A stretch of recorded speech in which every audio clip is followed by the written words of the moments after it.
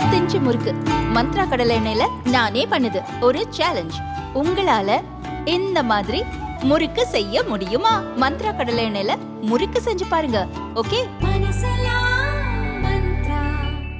புதுச்சேரியில் பாஜகவை சேர்ந்த முன்னாள் எம்எல்ஏவின் குடும்பத்தை புதுச்சேரியின் தற்போதைய திமுக எம்எல்ஏவின் தந்தை தாக்கியதால் பரபரப்பு ஏற்பட்டது.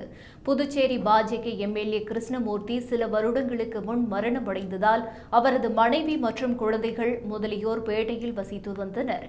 சில தினங்களுக்கு முன் கிருஷ்ணமூர்த்தியின் மனைவிக்கும் அவரது பக்கத்து வீட்டுக்காரருக்கும் ஏற்பட்ட பிரச்சனையால் வாக்குவாதம் வெடித்துள்ளது. இதனால் மனமுடைந்த கிருஷ்ணமூர்த்தியின் மனைவி காவல்துறையில் புகார் அளித்தார். புகார் கொடுத்து 4 மணி நேரம் ஆகியும் எந்தவித நடவடிக்கையும் எடுக்காததால் அவர்களுக்கு ஆதரவாக பாஜக எம்எல்ஏ அசோக் பாபு பாஜக தொண்டர்களை திரட்டி சாலை மறியல் போராட்டம் நடத்தினர். இதனால் பெரும் போக்குவரத்து பாதிப்பு ஏற்படுத்தியதை அடுத்து காவல்துறை பாஜகவினருடன் பேச்சுவார்த்தை நடத்தியது. அப்போது காவல்துறை திமுகவை சேர்ந்த எம்எல்ஏவின் தந்தையை காப்பாற்ற பார்க்கிறது எனவும் அவர் மீது வழக்கு பதிவு செய்தால் மட்டுமே போராட்டத்தை கைவிடுவோம் என்றும் கூறி அசோக் பாபு வாக்குவாதத்தில் ஈடுபட்டார்.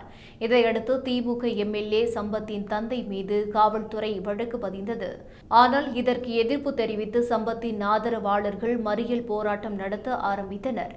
இது காவல்துறையை மேலும் ஆத்திரமடைய செய்தது. மறியலில் ஈடுபட்ட திமுகவினர் கிருஷ்ணமூர்த்தியின் மனைவி மீது வழக்கு பதிவு செய்ய வேண்டும் என கோஷமிட்டனர். வேறு வழியில்லாமல் காவல்துறை தடியடி நடத்திய போது போராட்டக்காரர்கள் காவலர்களை தாக்கினர். இது அங்கு பரபரப்பை ஏற்படுத்தியது. மேலும் திமுக எம்எல்ஏ சம்பத் முதலியார்பேட்டை காவல் நிலையத்திற்குள் புகுந்து வாக்குவாதத்தில் ஈடுபட்டது மட்டுமில்லாமல் அவருடன் வந்த ஆதரவாளர்கள் காவல் நிலையத்தை சூறையாட முயற்சித்தனர்.